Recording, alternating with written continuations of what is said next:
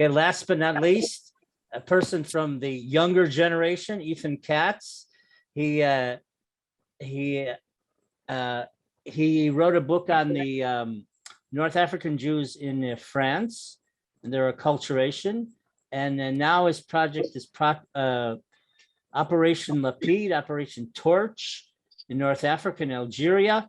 He taught at the University of Cincinnati, and now he's got a good position in the University of California in Berkeley. And, the future's in front of him. So he's the next generation. Without further ado. Well, thank you, Yitzhak. That's quite a lot of pressure to be foisted on me to be the next generation.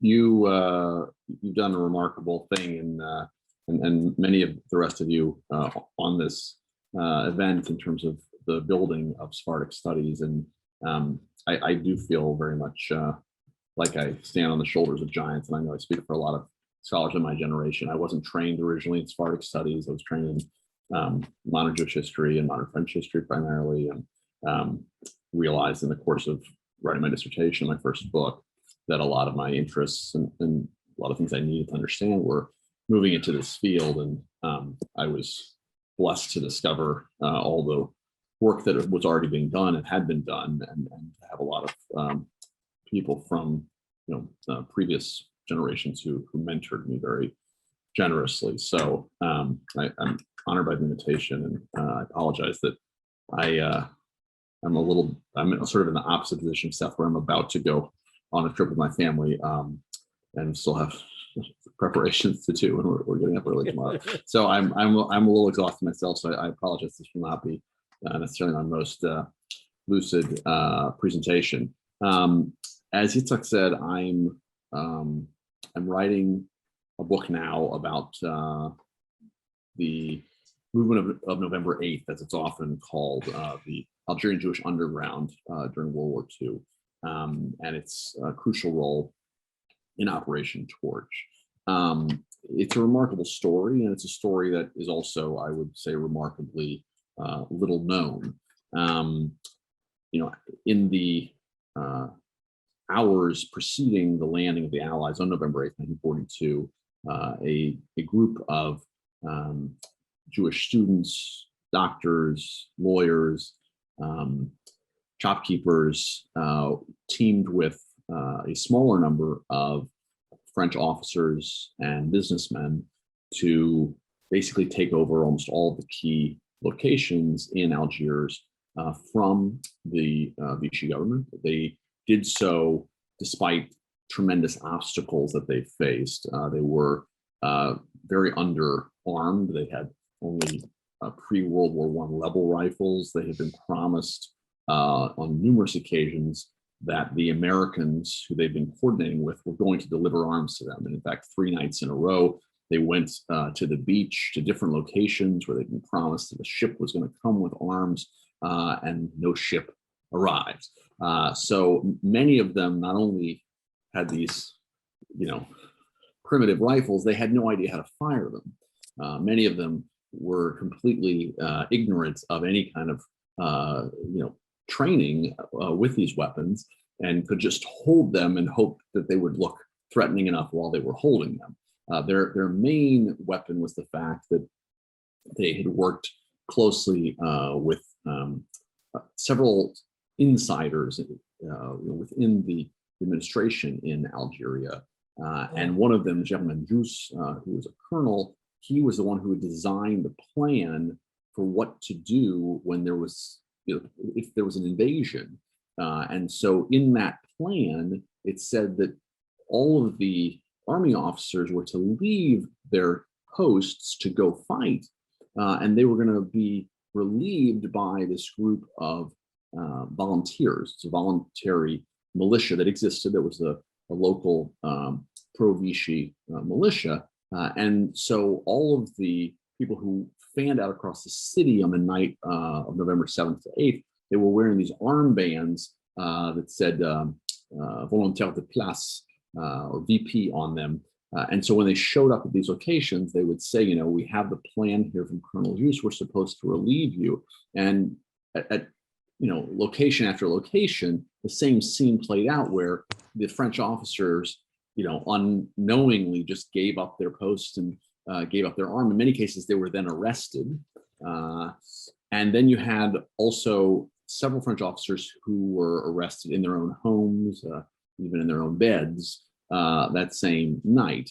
And so within a matter of hours, all of these key locations were taken over. The Americans actually took quite a bit longer to arrive in Algiers than they had originally promised. And so eventually, the Vichy forces figured out what was going on and they started to fight back. They were able to take back some of the locations. But regardless, because of the fact that they ended up having to focus enormous energy on what was going on in Algiers, the Americans were able to enter the city almost without firing a shot and take over the city very quickly. And Algiers was basically sort of the capital of French North Africa. It was considered the primary target of the invasion. And therefore, the work of the underground was essential to how smooth the arrival of the Americans was and their success was. Right after the success of the invasion, one would have thought that this would have dramatically improved the situation of Algerian Jews, and that was certainly the expectation, right? As many of you know, in October of 1940, Jews in Algeria who had French citizenship since 1870, their citizenship had been revoked. The so-called Crémieux Decree that had given them citizenship in 1870 had been rescinded. This was a major motivator for many of the soldiers who engaged in the underground. And yet it took almost a year for that citizenship to be restored. There had been a remarkable confluence of people within this underground. You had Jews who were predominantly Republicans and socialists and liberals. And then you also had arch conservatives, and you had people who had participated in a right-wing conspiracy in the 1930s known as the Cagoule, which was a conspiracy to overthrow the Republic and assassinate leftists. Very anti-democratic movement. And you had folks who've been involved in that. You had folks who've been involved in other right-wing organizations like the Action Française. The most important leader of the conservative forces, Henri Dastier de la Vigerie, was from an old monarchical family, and he actually hoped that the pretender to the throne would be restored after the Americans landed, brought the pretender to the throne to Algiers. He hung out in Dastier's apartment for a few days, but that didn't really go over with Eisenhower and what wasn't going to fly. But the point is, these people were arch conservatives. They had a worldview that was in many ways very consistent with the social policies of the Vichy government. What they opposed was the fact that Vichy had laid down its arms and decided to stop fighting against the Germans. And so as they began to, that what they needed from the Jewish forces was they really needed shock troops, and they needed people they could rely upon. And Jews in Algeria in the early 1940s had some of the strongest motivations to be fighting against the Vichy forces and to be helping the Americans land. And they understood that. And what the Jews needed from them was that they had relationships with the Americans. They had relationships with insiders. They believed that they could bring over key French officers who would bring large numbers of the military over with them. And so you had this very odd alliance that formed. And part of what made it possible was that they actually formally forswore any kind of politics for the movement. They had an agreement between Dastier de la Vigerie and José Aboukir, who I'll say more about in a minute, who ended up being the most important leader of the Jewish shock troops. He was a 22-year-old medical student from a very important Jewish family in Algeria. And so they reached an agreement that said, we can go our separate ways politically once the Allies land. Until that time, we're going to work together toward that common goal. And so that's part of what happened after November 8th, is that you had a number of the conservatives join the new government. The new government was headed by many previously Vichy officials. who had the same anti-Semitic outlook as the Vichy government, didn't have an interest in restoring Jews' status. A number of members of the resistance were arrested and imprisoned for months by that government, in some cases by their former comrades from the underground. And so really what you had was months where the future of French Algeria and what it was going to look like was being fought out by those who had seen their work in the resistance as work to restore what they saw as a kind of Republican version of empire in Algeria, and those who had never believed that Jews should have gotten full citizenship in 1870, right? And saw the revocation of the Crimea Decree as the fulfillment of their longstanding aspirations and wanted to keep things that way.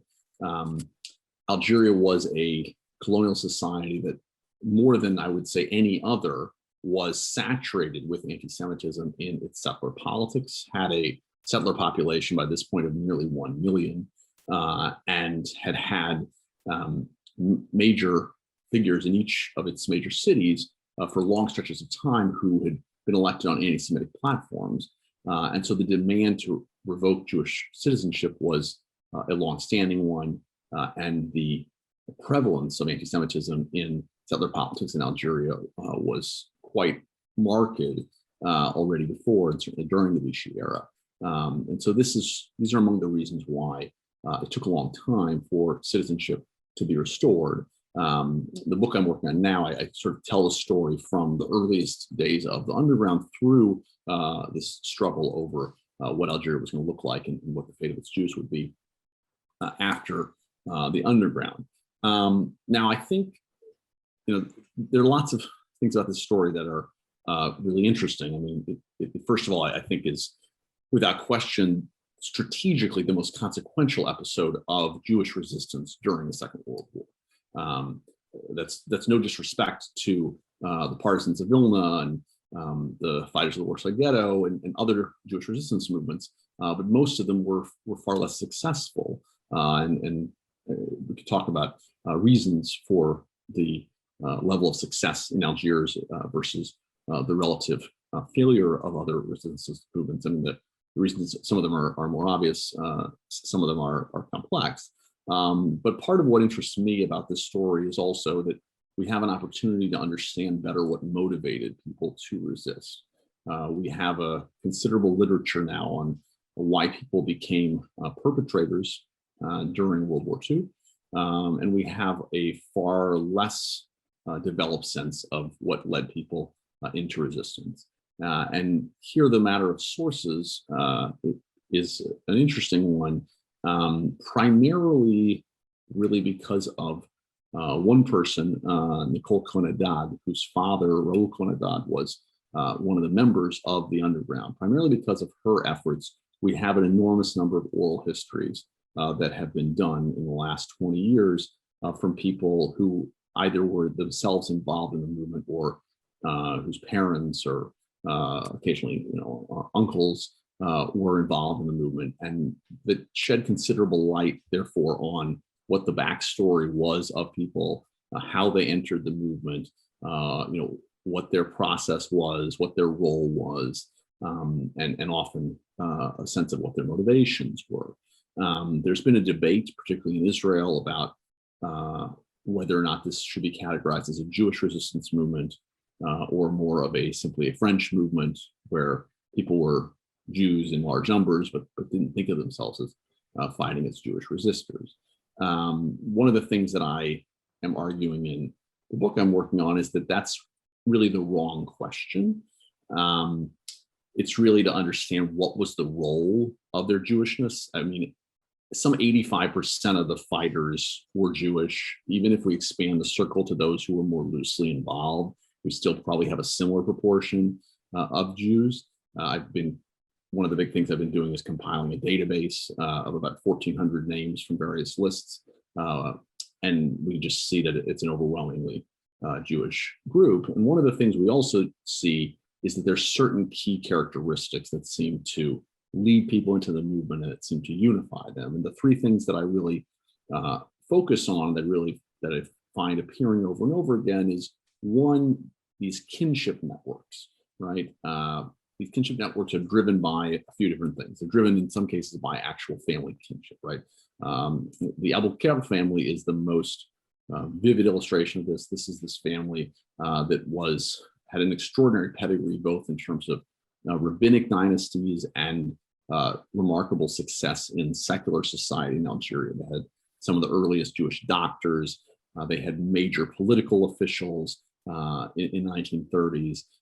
They were just extraordinarily well connected, and there were probably 15 siblings and cousins from that family who participated, and a lot of them are in touch with each other during the years leading up to the uprising. But you have a lot of other families where you have siblings, cousins, and then you have social networks that you just see appearing in all kinds of different ways. What you realize when you start to look at the people who were involved in this is that so many of them knew each other. So many of them lived in certain neighborhoods that had high concentrations of Jews in Algiers, even as Jews were more integrated into European society in Algeria by this point. They still predominated in certain neighborhoods. And so you can see, and you even hear people talk sometimes about how they were drawn in through these social circles, how they could go from one house to another in a certain neighborhood while they were conspiring with each other because they all knew the neighborhood really well. So that's the first characteristic that really jumps out. Second thing is some level of involvement in Jewish organizations, right? Even though many of these people were insistently, avowedly French, they also largely had Jewish friends. They were often involved in organizations that were fighting for Jewish rights or fighting to improve relations between Jews and Christians, or Jews, Christians, and Muslims. And they were surrounded in most of their social life by Jews. And you even have certain people who write things following the uprising, like one Algerian Jewish musician, Jean-Luc Katz, who came from a traditional family. His father had been a rabbi. He actually writes about how in December of 1942, we, the new Maccabees, celebrated Hanukkah, right? There were certain people who really saw themselves in very Jewish terms in this movement. Again, the Albuquerque family is really striking in this way. We have a memoir from Colette Albuquerque, the sister of José, who I mentioned earlier, who herself was very involved. And when you read Colette's memoir, you see that she was, just part of this family that had a tremendous sense of Jewish pedigree. They believed themselves to be direct descendants of King David on multiple branches of the family. They had objects that were handed down from generation to generation that were supposed to be part of that royal lineage. And she speaks about in childhood, basically being told things like, one day you're going to be the person in your generation who's going to have to save the Jewish people, right? So for certain people, their Jewishness is palpably very present. For others, it's more the fact that they're coming out of very Jewish milieu. And the third piece is that for many of these people, this seems to be an effort to reclaim masculinity, right? Citizenship in France and the French Empire is a very gendered affair. There's a lot of scholarship on this now. Women don't get the right to vote in France until 1944, remarkably. And there's a very strong sense of how the nuclear family relates to what it is to be a full citizen. And you see that in Algeria, basically all of the things that were typically associated with masculinity, military service, professional life, citizenship, gets stripped away from Jews in the course of 1940 to 1941. And the place that is the most important locale for the largest group of people who end up fighting on November 8th is a boxing ring, right? It's a place called the Geogras Gymnasium. The boxing rink is a cover for a place that becomes a training ground for these people, more than 100 of them who will fight on November 8th. And there's all these boxers coming through there. There's also significant fencing competitions. It's always surprising to people, but fencing was a major way of demonstrating masculinity in European culture in the late 19th to the mid 20th century, and Jews were disproportionately represented in fencing in significant part as a way to try to represent themselves as being sufficiently manly for citizenship. So these aspects are quite palpable as well. And it was a time that was a hyper masculinized time in terms of the fact that the Vichy regime, they create this whole youth movement, the Chantier de la Jeunesse, which is largely about creating young men who fit a certain kind of masculine image of the regime. And so Jews seem to be in some ways kind of mimicking that atmosphere as well. So these elements, I think, tell us a lot about what led people into this movement and what the character of the movement was. And they're all products, I think, of a certain kind of Jewish subculture in Algerian colonial society. So that if we go back to this question about, what was more important, being Jewish or being French, the reason I say it's the wrong question is their Jewishness inescapably helped to shape their involvement in the movement. And trying to understand how that worked, to me, is much more significant and interesting than trying to ask whether the movement was, quote unquote, more French or more Jewish. I'll just mention a couple other things and I'll wrap up that I think are striking and important. Another piece that's really interesting and has kind of contemporary resonance about this story is that Jews face a very difficult situation in the months after the landing, not only because they wanted their citizenship back, but because many of these people were the same Jewish liberals who had allied with Muslim liberals in the 30s in fighting for greater rights for Muslims. And many of their Muslim comrades say to them after what's happened, they say, look, you guys are in the same boat as us now. We haven't had citizenship. We've been fighting for citizenship. You can't just go back and say we want to be full citizens again without fighting for our rights as well. You now see what France is really like. You see what the colonial situation is really about, and you have to fight for equal rights for everybody. So that provokes significant internal debates in the Jewish community among many of the same people who were involved in this movement. And some of them agree with that logic. But what is the prevailing view, and it's led in many ways by Henri Aboukir, who's the father of José Aboukir, and who had himself been a very prominent local doctor and been head of a major political party locally. And he and others push an argument that says we have to get back our own citizenship first, and then we can try to fight for our Muslim comrades. In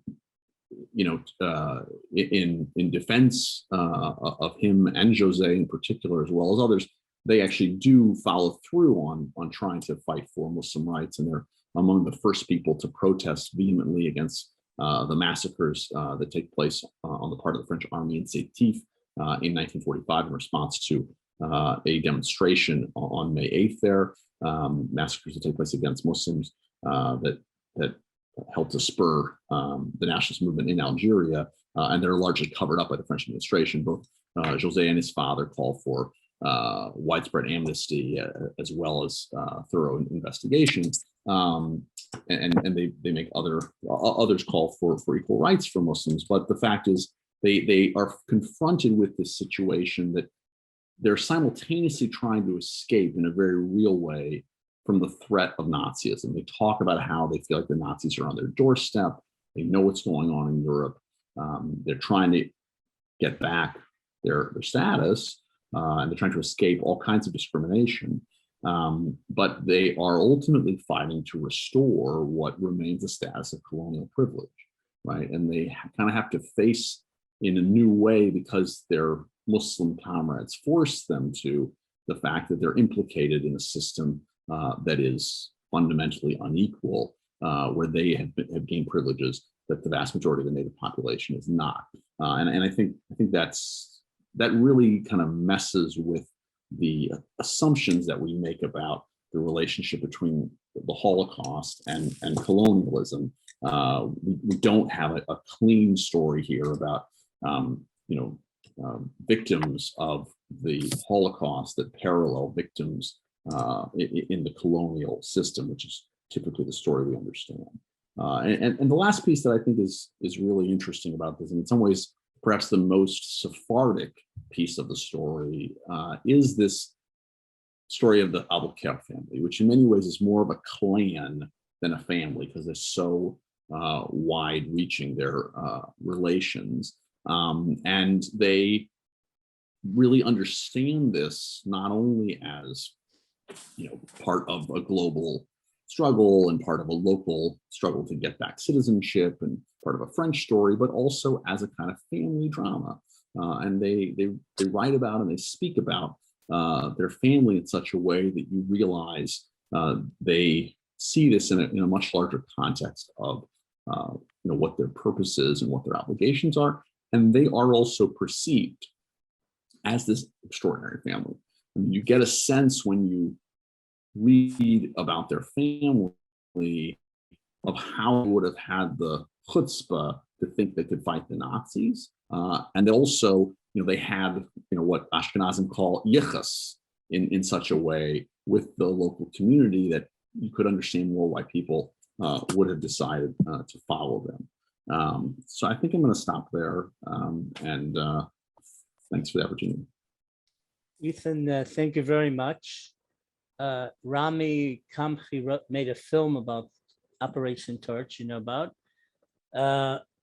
Abraham Khoury recognized Jose Albuquerque as a Jewish rescuer. There are others, from the research in the film, there are other activists, a few other leaders.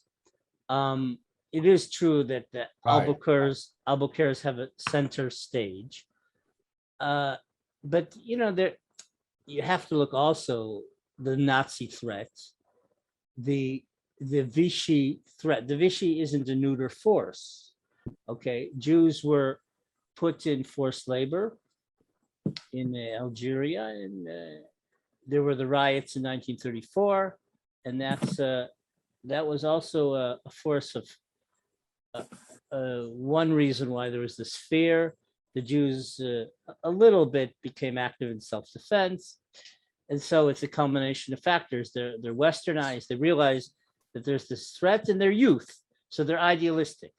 They realize that there's a danger. They have nothing to lose. And then I had told you about Guy Calvet, his role, and I interviewed his wife for Spielberg. He wasn't living anymore. I don't know how you advanced in that aspect, but it was a whole big operation. But the Americans sort of botched it up, and they betrayed the Jews, also in Morocco. But I think you have to look at all the factors. Okay, it's not just the Albuquerques as leaders. Okay, because they were small fries and they were scared, and they faked it all the resistance. Okay, but you're doing good research. You're empirically you're finding it's a bigger story. You got some new theories there about the masculinity, getting back the privilege in colonialism. I mean, that's the tragedy of North African Jewry allying with colonialism in the end result, and that's what brought them down. And then there's the migration to either France or Zionism.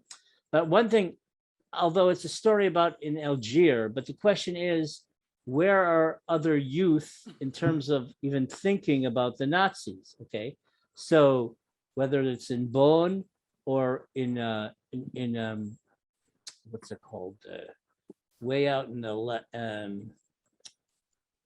Constantine. Okay, that's a very, very rooted Jewish religious community.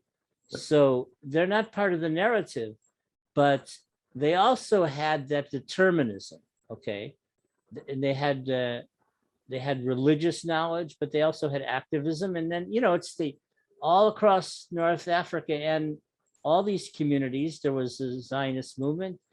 Then there were youth movements, and they're not so assimilated.